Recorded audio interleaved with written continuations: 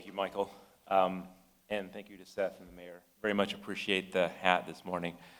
In a little bit, I'll talk about the strategic importance of making sure that we manage an aging workforce demographic, but on a personal note, it becomes more and more necessary for me to wear a hat every time I go outside as I get older. I'm not sure if that's because of the longevity of my job or the fact that I'm part of the aging demographic that we'll talk about in a minute. So first of all, thanks to everybody who's here. Really great turnout for the National Cleanup Workshop this week. I agree with the mayor, this is a fantastic forum for us to do this in this year. All of the folks across the country who are really an important part of making the cleanup program happen are gathered here together. I know the folks in FCOG and in ECA who work really hard to pull this together. All of the folks that are out in the audience that you can no longer see are put a lot of effort into something like this. For those of you who don't really see behind the scenes in terms of the amount of work that it takes to make something like this happen, make sure that you take a few moments when you meet someone who's been involved in making this happen to just tell them thank you for all the work they put into this every year. Just a couple of things. First of all, living and working through a global pandemic over the last couple of years has really left all of us, I think, with a greater appreciation for opportunities like we have here this week to get together and bring all of the cleanup community together. While coming from very different perspectives, from states, from coast to coast, and bringing a variety of unique ideas, we're all united, I think, around a common goal in the cleanup program. We share a commitment to advancing the cleanup mission, maintaining our national security programs, supporting a future for nuclear and other clean energy technologies, and doing the right thing for those who've been impacted by the environmental legacy of the past. Over the past 3 decades, many of you have played a key role as EM has matured into the program that it is today. At the start, the scope of the environmental legacy of the Manhattan Project and the Cold War was just coming into focus. By the end of the Cold War, over 100 sites across 35 states were involved in some aspect of nuclear weapons production. Miles of isolated desert in Nevada were used for atomic testing. And in Washington State, 586 square miles along the Columbia River. And Tennessee, Ohio, and Kentucky, uranium was enriched as part of our nuclear weapons production efforts. Starting from square one, the early years of EM were about maintaining safety, figuring out what kinds of waste we needed to deal with, how much we had, and where it was. By the mid-1990s, EM had become more results-driven, undertaking a cleanup program across the country. Remarkable successes have been achieved over the course of this period of time. Many sites were cleaned up and closed, transitioning from waste sites to wetland preserves, wildlife refuges, and economic development opportunities. In recent years, historic accomplishments, science-based technology, and additional treatment capabilities have resulted in a new era of cleanup progress. Today, the cleanup missions are approaching a crossroads. We've made tremendous progress, but 33 years of mitigating the most urgent environmental risks are now giving way to the remaining work that involves some of the most difficult challenges we have yet to face. This workshop is an ideal forum for all of us to talk about these challenges, as well as the opportunities we collectively have to clear the decks and put EM on a path forward to achieve results for the coming decades. Before looking ahead, though, I want to talk a little bit more and give you a quick update on some of our recent progress. After a pause at the peak of the pandemic, Secretary Granholm, Deputy Secretary Turk, and I have been fortunate to visit a number of sites across the country in the past few months. Earlier this year, I was at Portsmouth, where they recently marked the demolition of the first of the former gaseous diffusion plants there. Joel and his team finished building 326 3 months ahead of schedule, meeting a 2022 priority for EM and achieving a major skyline change for the site. Progress is also advancing at places like West Valley. Significant work has been accomplished over the past 2 decades to prepare the main plant for demolition. The site has worked to reduce the residual activity in the building, and more than 7 miles of contaminated piping and over 50 tons of contaminated equipment have been removed. This will ensure that when we begin the demolition, it will be safe and protective of the surrounding community and the environment. Getting to this point has taken careful planning by the EM team, input from the West Valley workforce, and continued engagement of local community. At Oak Ridge, EM crews have begun demolishing a former reactor facility, a first for the site as we continue not just cleaning up the past, but also helping the lab in Y-12 prepare for the future. And by the way, thanks for the folks with the lights. One of the other side effects of getting older is you really can't see in the dark. In Nevada, preparations are underway for upcoming demolition and closure work at EMAD and TCC. Congresswoman Lee, who you'll hear from hopefully later today, visited the site earlier this year for updates on these large and complex facilities. In Idaho, transuranic waste retrieval effort was finished 18 months ahead of schedule. And in April, I had a chance to join the governor, the attorney general, Mayor Casper, and local tribal leaders in thanking the Idaho team for making that happen. Also made it to Hanford, where work along the Columbia River is underway on an enclosure that'll cocoon the K-East reactor. And that'll leave just one more to go at the site. And as we remain focused on other important activities like the transuranic waste that's stored at WCS in Texas, the department takes very seriously its commitment to safely remove the landfill true waste there, and we continue to work diligently to do so. That will continue to be a priority for me until it's done. This progress wouldn't be possible, though, without all of the folks in this room. EM's industry partners, labor, regulators, local communities, and the members of Congress who represent them. All of you collectively have helped EM get to this point. Individually, these accomplishments are leading to safer and cleaner sites across the complex. Collectively, they're leading to a record of results that increases credibility with stakeholders, regulators, and those who fund the work. Cleanup progress has now reached a level that lets us focus on clearing the decks and tackling remaining hurdles to sustain success. As the cleanup mission approaches a crossroads, we're down to some of the toughest and most difficult challenges. The plan for this remaining work, particularly tank waste cleanup, extends decades into the future. We have to build on momentum, on the lessons we've learned from the past, and the experience that we've gained from cleaning up and closing 92 sites. We know a lot more today than we did at the beginning about waste and about risk. We have new treatment capabilities, technologies, and disposal options across the country. We have world-class national laboratories throughout DOE that provide expert advice and science-based solutions. We have experienced and dedicated industry partners who help us carry out this mission. We have leaders at DOE and the White House and in Congress who prioritize the environment and support those who live and work near EM sites. And we have a strong cleanup community and all of you who help make this happen. Together, we have to seek out and be open to innovative changes and innovative approaches that help us complete the remaining 15 sites sooner without sacrificing safety or the effectiveness of the cleanup effort. From my perspective, that includes addressing a very small number of complex challenges that have far-reaching impacts for the EM mission, and these impacts stretch decades into the future. The challenges include, and we talked about this a little earlier, building a quality and diverse workforce for the future. This work doesn't happen without people. That is our most strategic issue going forward. It is the thing that we really have to focus on. Strengthening relationships to gain alignment, to enable future progress.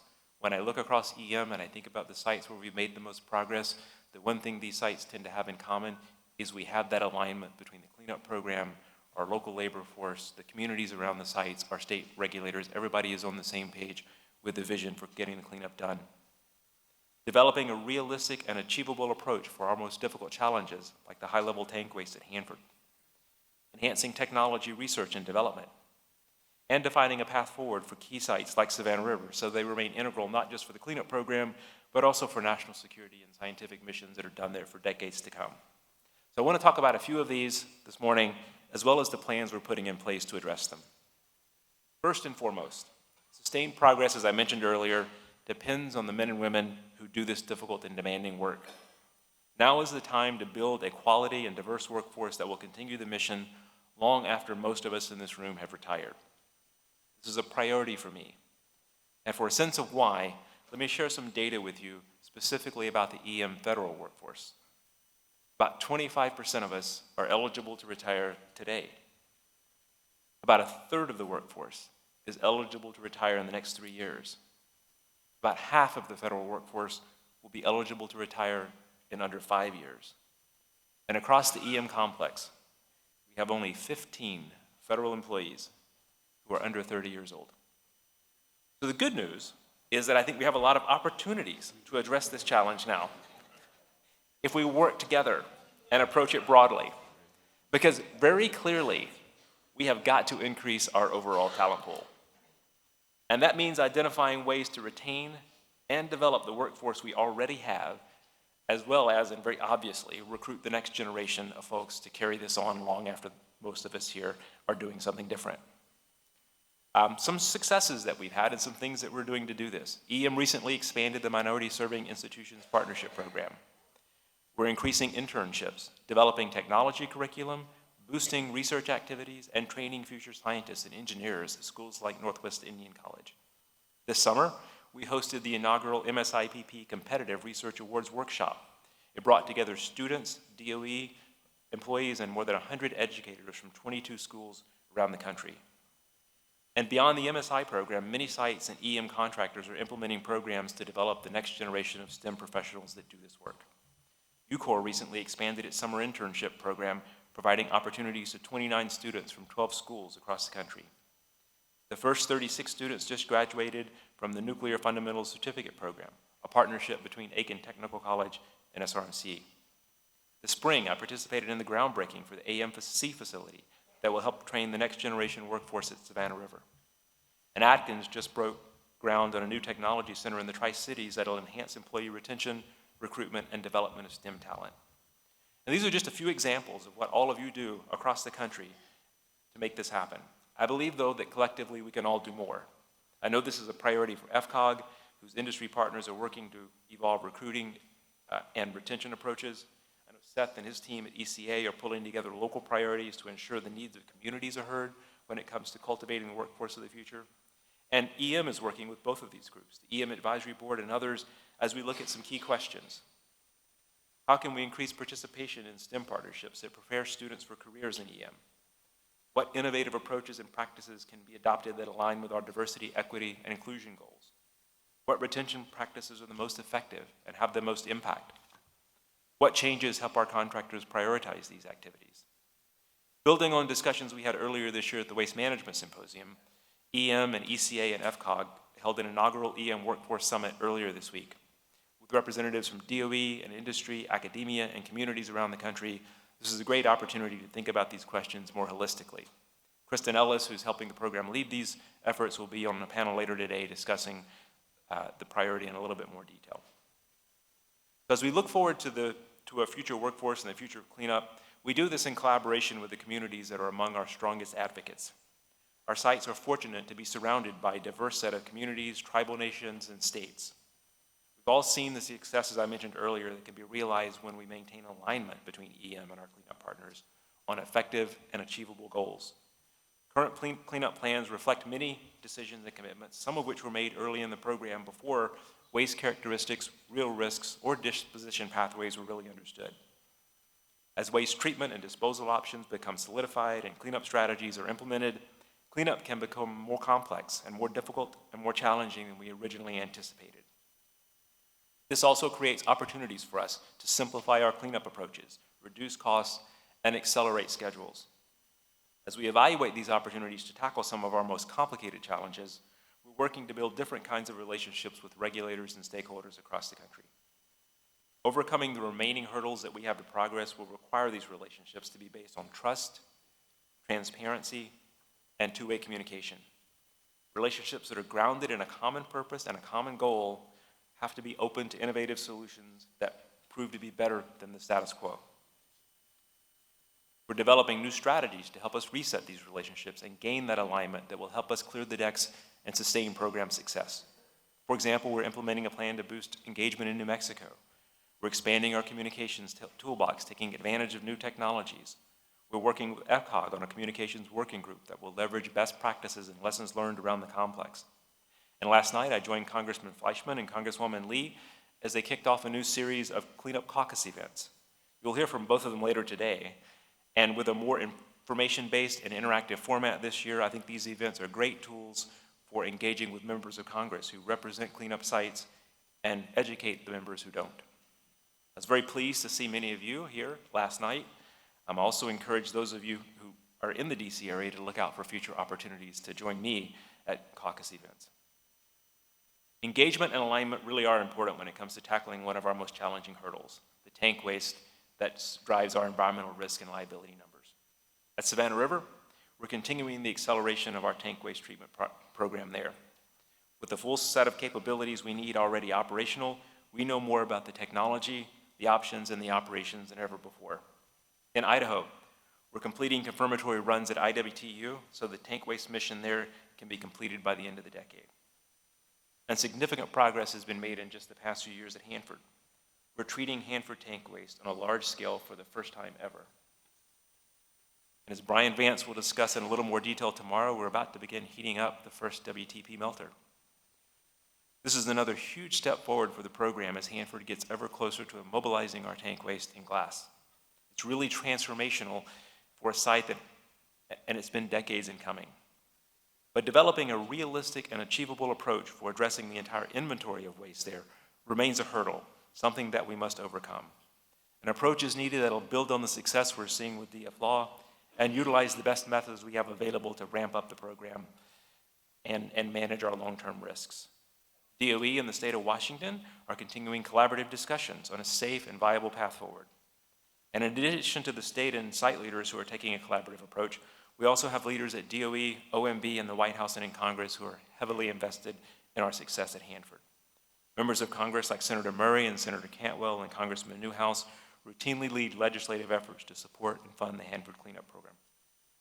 With substantial resources in play, and with vitrification on the horizon, now is the time to identify and coalesce around an approach to achieve the balance of the mission there. And given the size and the scope of that mission, getting our hands around the challenge also benefits not just Hanford, but the entire cleanup program. That's one reason we have a network of national labs developing an R&D roadmap for accelerating the Hanford tank waste mission. And this roadmap is just one of the ways that we're using technology to help clear the decks and overcome remaining hurdles across the country. We're also developing innovative initiatives to help support improved groundwater monitoring and remediation across the complex. A new soil and groundwater remediation strategy will provide an updated outlook on groundwater issues across the complex and what obstacles are preventing or slowing progress. In October, we'll roll out a new tool on the PNNL website that provides an updated summary of groundwater data and cleanup progress.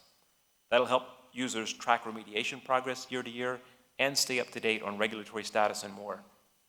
And a system known as Altimus has been developed in a collaboration between PNNL and SRNL, Lawrence Berkeley, MIT, and FIU. Now operating as a pilot at SRS, the system supports continuous monitoring of groundwater plumes and wells for decades, and it'll aid in the eventual transfer of sites over to legacy management. More broadly, we're also conducting a holistic review of the EM technology program. The review is evaluating our technology development efforts throughout the complex to ensure unity of effort, efficiency, and maximum value. It'll help us inform a more integrated R&D strategy, meet recent congressional direction on technology programs, and prioritize our EM cleanup challenges. This is part of our collective set of efforts to focus our R&D on approaches that address the remaining cleanup challenges, accelerate our activities, and that offer a significant opportunity for return on investment. When it comes to technology development, Savannah River National Laboratory has always been a leader for the cleanup program.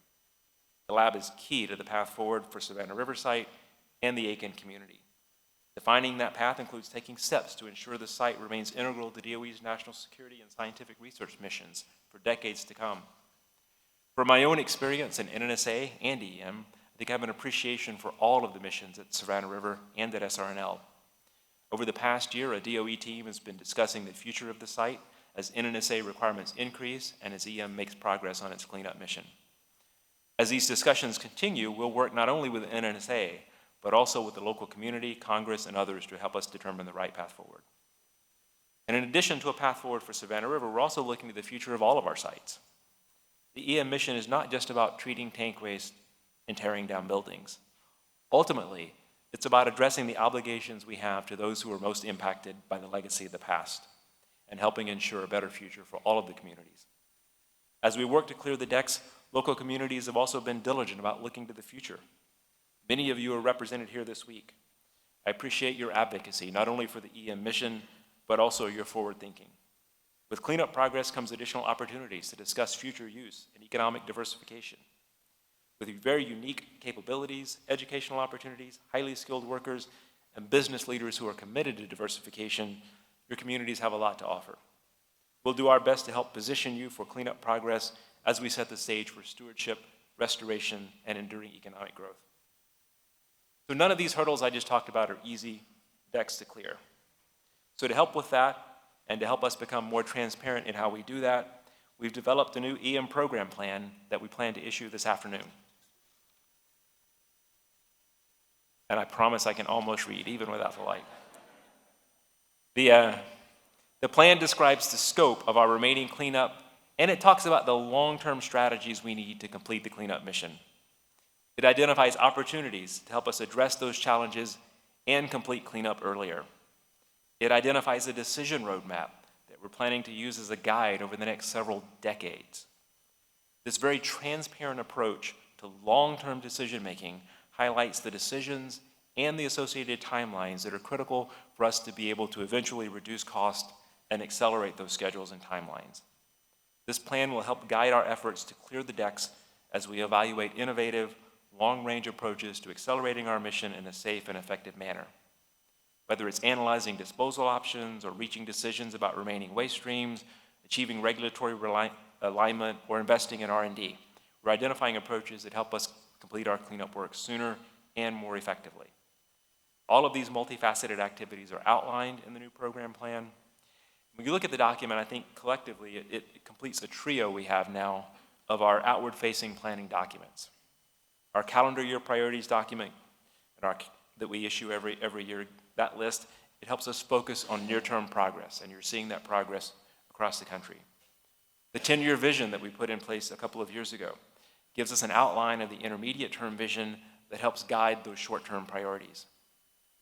And this new program plan provides us with a long-range planning baseline for the entire cleanup program that we'll use to identify long-term opportunities and the challenges that we need to face well in advance. So I encourage all of you to read the plan when it's posted to the EM website later today. In the weeks and months ahead, we'll reach out about the plan in much the same way we've done with the strategic vision. And with the help of all of you, the program plan will be updated through outreach and with feedback from everyone. And as we make long-term decisions, identify new challenges, or find opportunities to accelerate progress, you'll see those reflected in future updates to the plan. EM doesn't operate in a vacuum, and we won't be able to clear the decks without your help. Setting the stage for the next phase of cleanup entails collaboration with Congress, communities, tribal nations, regulators, industry, labor, and others. From my perspective, addressing this handful of complex challenges is worth it. I was recently in Nevada celebrating the opening of a new EM exhibit at the National Atomic Testing Museum. This exhibit, I think, highlights a very important link between the history of the cleanup program, the mission of today, and the many ways that cleanup progress supports national security and nuclear energy priorities. It was a very good reminder of the progress that's been made and the many reasons to be excited about our next era of sustained progress. It was a very good reminder that together, we all have a great story to tell. And with that, I want to thank ECA and FCOG again for organizing this workshop and turn it back over to Michael. I think.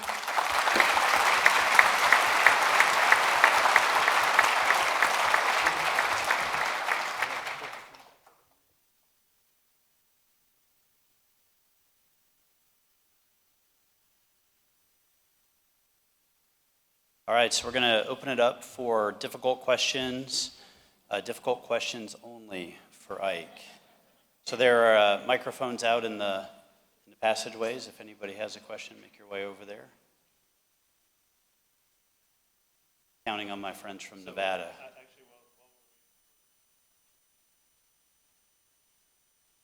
So one of the questions that we are focused on right now as the communities is the movement of waste. Whether we're building on-site facilities, whether we're dealing with waste that doesn't have a home yet, and we know that it was just announced a FOA on consent-based siting, which is pretty exciting, coming out of the Department of Energy. Some of our communities want to either take spent nuclear fuel and high-level waste and have the interim storage sites. Some are looking at the ideas of reprocessing again. Some are looking at other types of missions. EM holds a lot of this. how, how is EM working with NE and the other parts of the agency, including NNSA, who are producing waste or who are going to address the waste and manage it? And then also, how can the communities, best work with EM to try and promote ideas when they want to move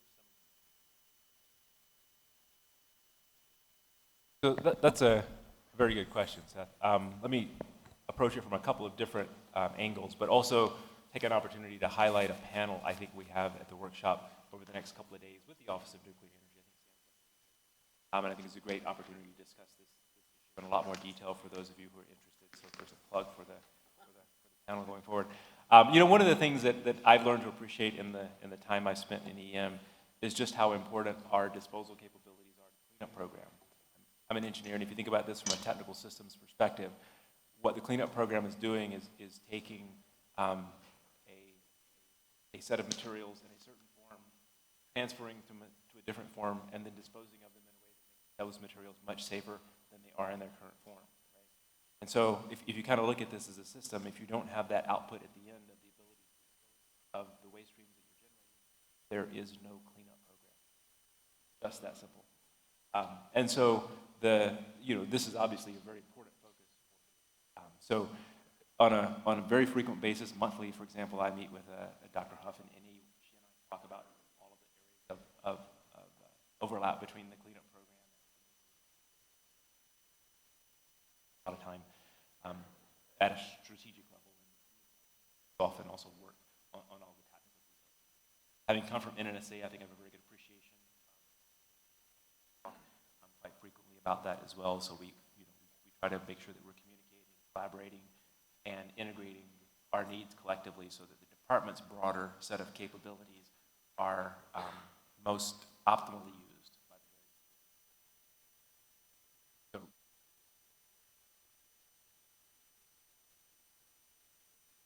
this has been a topic we've discussed on a number of occasions. I think it's a good topic for a continuing conversation, and for those of you who want the cleanup program to be successful, it's an area where we have to be successful at, or we don't have cleanup.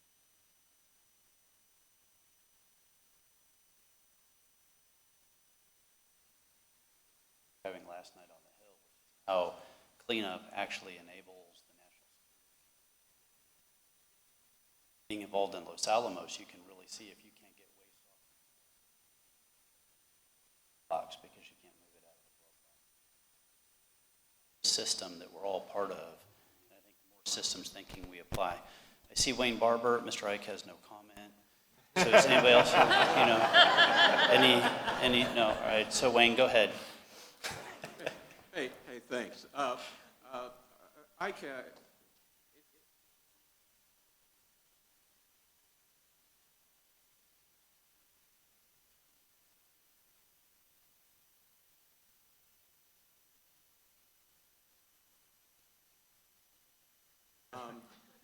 was wondering if you could